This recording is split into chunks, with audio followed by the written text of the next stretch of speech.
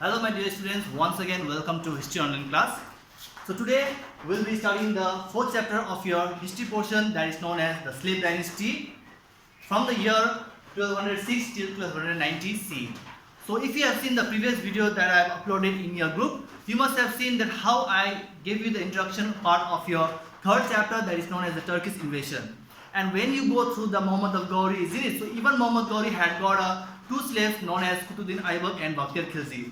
And Kutuddin Aybak, he was one of the great general who was been given a post by Muhammad Ghori, and later on after death of Muhammad Ghori in 1206 by the Khokars, Kutuddin Aybak founded or he established a strong empire known as the Slave Dynasty or the Mamluk Dynasty. So before starting the chapter, I would like to give you a introduction part as well as the summary wise that which are the five main dynasties that ruled in India under the Delhi Sultanate from the reigning period of 1206 till 1526 CE. So if you can see with the first dynasty under the Delhi Sultanate is known as the slave or the Mamluk dynasty, followed by Khalji dynasty, third Tughlaq dynasty, fourth Sayyid dynasty, and at the end we see the Lodi dynasty. And from the end of Lodi dynasty we see a complete change in the Indian history with a new empire or the dynasty known as Mughal Empire. So let us start with the fourth chapter, that Kutuddin Aybak, he was the founder of the slave or the Mamluk dynasty in the year of 1206 CE. Though as a founder he played a very significant role, that how he as a king or as a ruler wanting to make lots of changes in administration wise, military wise, land revenue wise, and so many changes he wanted to take. But it was a sad moment that he could not rule more than 4 years. That means 1210 is the period where he died after playing a chogan, or in English we call it as polo, and that came to the end of Kutuddin Aybak. So here a little bit of Kutuddin Aybak, that why he was also known as Lal Baksh, because whenever the people of his subjects had got lots of problems, he was the one as a ruler or as a king, how he gave lots of money in the form of lakhs just to sort out all the problems of the subject of the common people. And later on even he built lots of buildings or even the mosque, as he belonged from the Islam religion, and he also wanted to spread the religion of Islam as it was founded by Muhammad in the year Prophet Muhammad.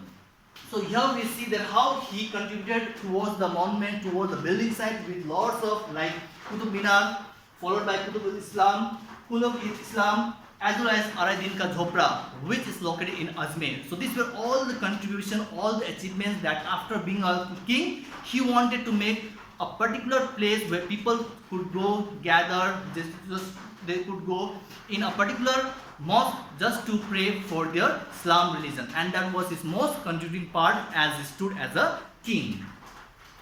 After that we see the next ruler or a king known as Samsuddin Iltutmish. Samsuddin Iltutmish, he was actually the son-in-law of Kutuddin Aybak, and after his death, when he did not have any such kind of like a son who could really take the throne as a successor or as a king for the future time, so Kutuddin Aybak, he gave a chance to his own son-in-law known as Samsuddin Iltutmish. And after that we see a complete change or a scenario of the slave or the Mamluk dynasty. So talking about Samsuddin Iltutmish, though even he was a slave by birth, but still he also gave the main foundation of slave dynasty.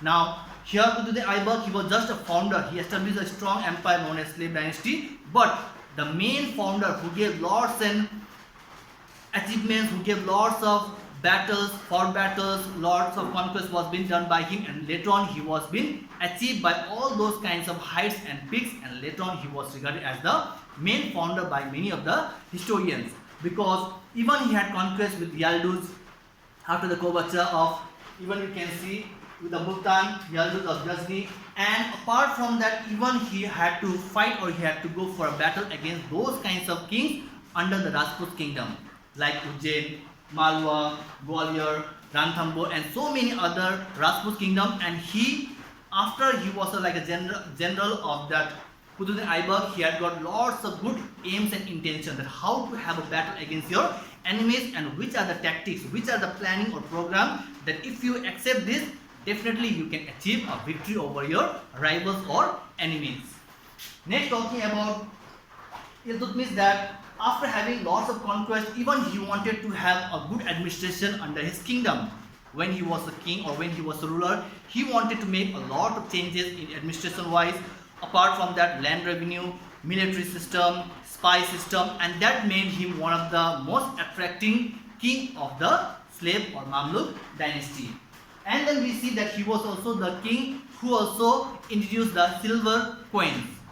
Before that, different kinds of like a metals which were used to make a coin was being used under Qutb Aibak and so other kings, but he was the first to issue this silver coins. And then when Qutb Minar was being started by Qutb Aibak as a great monument for his time, we see it was not completed during his time because he ruled just for 10 years, sorry 4 years, and after that Iltutmish he finally constructed the remaining portion of Qutb Minar, which is at present one of the great heritage of India, and even it was been declared by UNESCO as one of the great heritage site of Indian state.